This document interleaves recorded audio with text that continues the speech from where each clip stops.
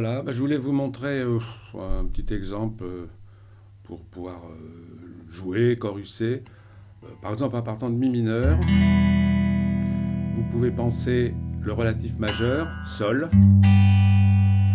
Ce sol, il peut être ce qu'on appelle septième majeur, en lui rajoutant le fa dièse en haut.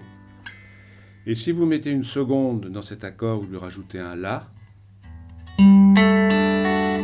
Sol, la, ré, fa dièse.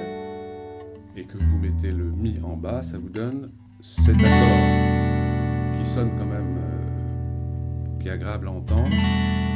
Alors vous pouvez choruser évidemment en mi mineur, mais c'est plus intéressant de choruser sur la triade la, ré, fa dièse, qui n'est ni plus ni moins qu'un accord de ré majeur que vous avez ici, là.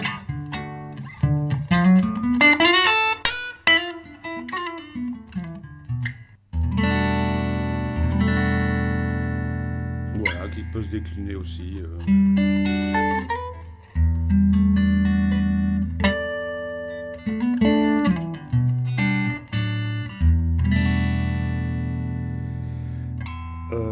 Comme vous avez pu le constater, il y a ce que j'appelle dedans quelques doubles notes qui m'avaient fortement frappé quand j'avais entendu The Wind Cries Mary de Jimi Hendrix. Enfin,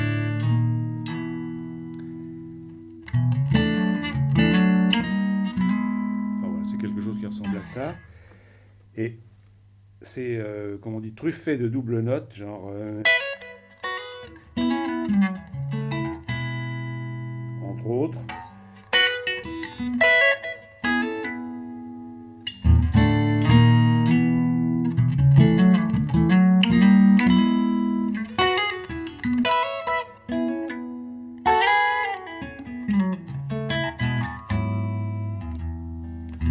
Voilà, c'est...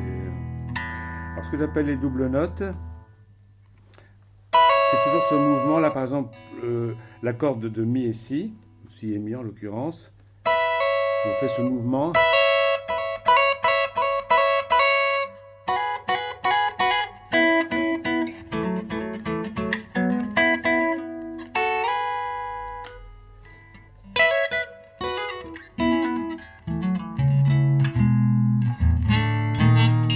Enfin voilà, ça fait partie un peu de... J'aime bien qu'il y ait un peu de polyphonie dans le jeu. Voilà par exemple un autre exemple pour pouvoir éventuellement choruser dans un autre accord que celui de la tonalité. Je prends par exemple un accord comme ça de sol 13e, c'est-à-dire avec la 7e et la sixte. C'est toujours pareil, si vous mettez un mi de relatif mineur, c'est un peu tordu mais ça passe quand même. Si vous ajoutez la 9e bémol, vous vous retrouvez toujours avec cette triade ici.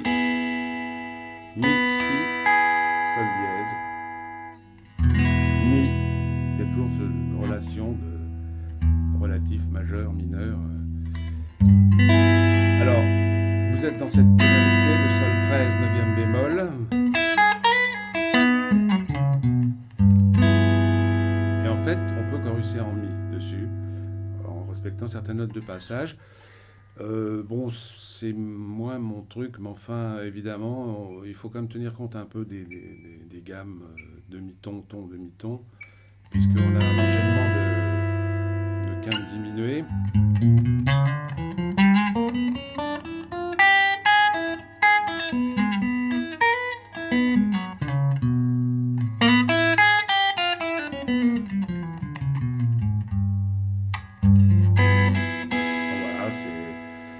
Évidemment, ça peut s'appliquer un peu partout dans d'autres tonalités.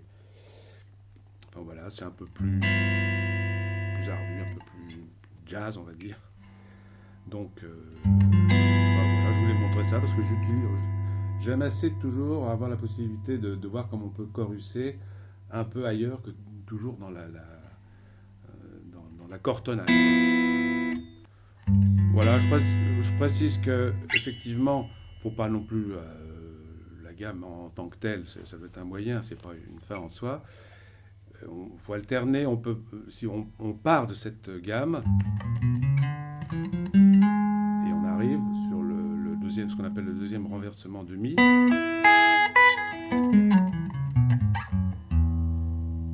Donc, vous avez vraiment un pentatonique de Mi.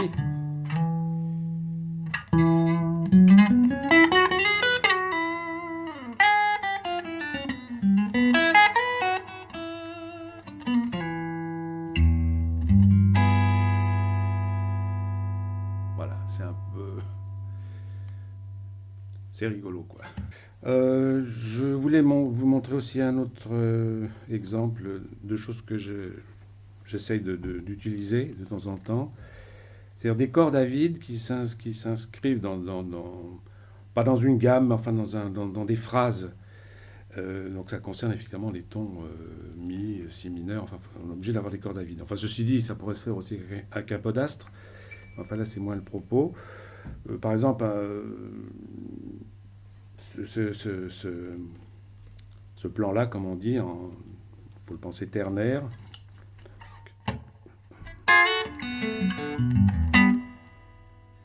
Et en fait, si vous le jouez sans corde à vide, ce qui n'est pas la même chose, ça sonne pas pareil. C'est-à-dire qu'il y a un mouvement beaucoup plus mécanique quand on utilise les cordes à vide et les cordes pincées. Et si on le fait simplement au doigt, c'est bien, mais c'est en fait autre chose. Et les résonances ne sont pas les mêmes, donc j'affectionne ça, de pouvoir utiliser ce genre d'effet, on va dire. Bon, je vais vous le montrer le plus lent possible. C'est toujours sujet à mettre les doigts à côté, mais enfin on va voir. Donc je vous le rejoue une fois dans le tempo normal pour bien comprendre. Donc ça donnerait...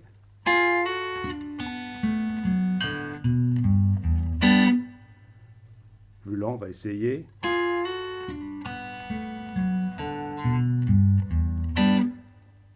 Et si je vous le fais sans corde à vide,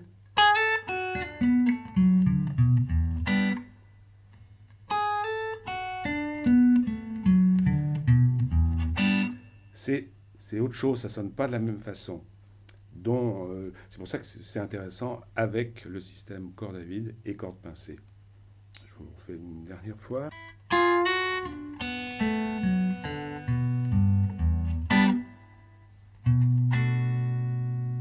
À tout hasard, c'est pour moduler de si en mi, quoi, de si mineur en mi mineur.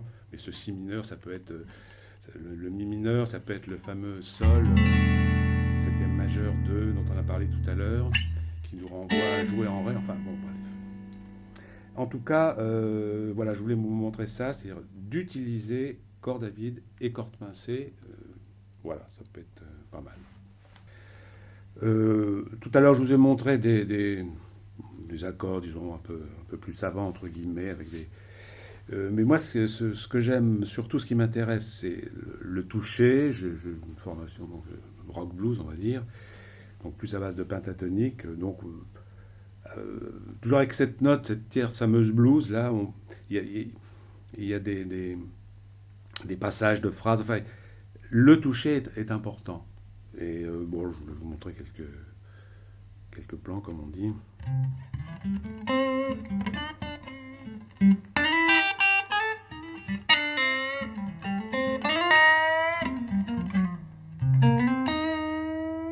Cette note-là qui est assez blues.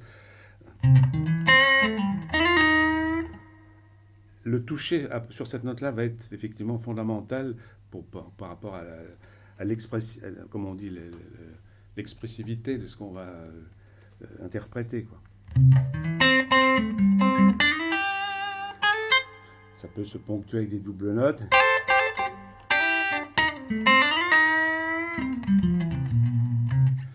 Bon,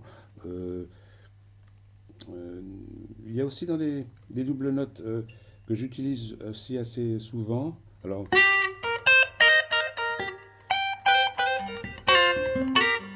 c'est-à-dire que celles-là, elles sont plus en quinte.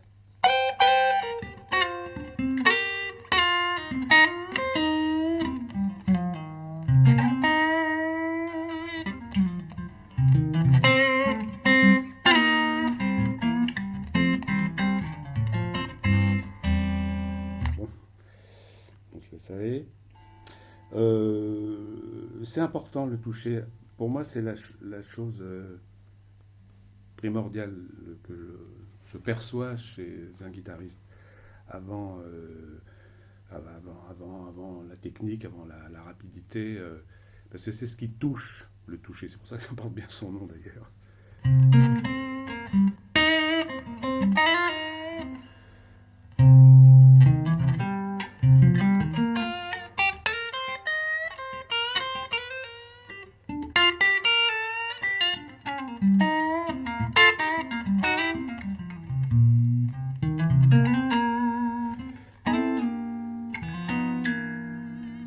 Voilà. Important le toucher, primordial.